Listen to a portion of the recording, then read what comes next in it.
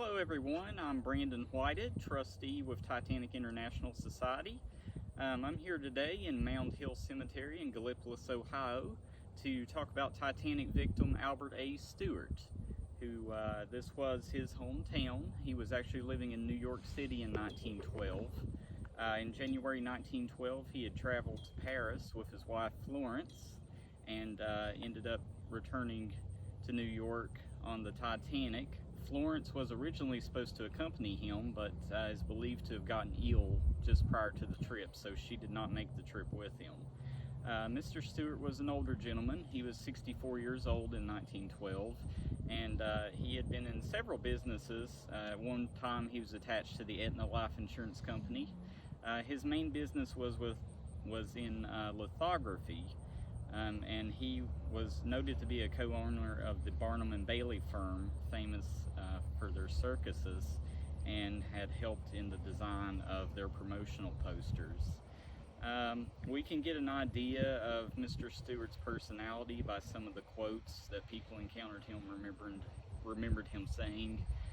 Shortly after the collision with the iceberg, he went to fellow first-class passenger Dickinson Bishop and said, "Well, Dickie Bird, you better come up on deck and amuse yourself."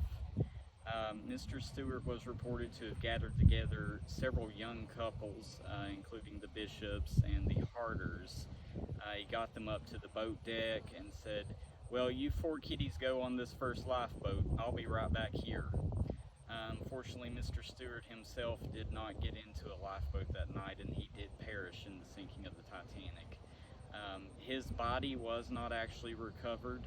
His hometown erected this cenotaph in his memory here in Mound Hill Cemetery, where much of his family lives. And what's interesting about his cenotaph is it actually notes his death on the Titanic on April 15th, 1912. Very interesting gentleman, and we'll just take a moment to reflect on his stone here. A funny local story is that during Prohibition, some of the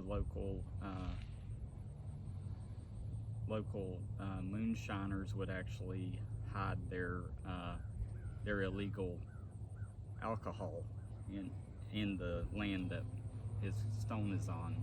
Since there's no body here, they would actually dig up a small hole and hide their stash here. That's a local story told by one of the cemetery caretakers.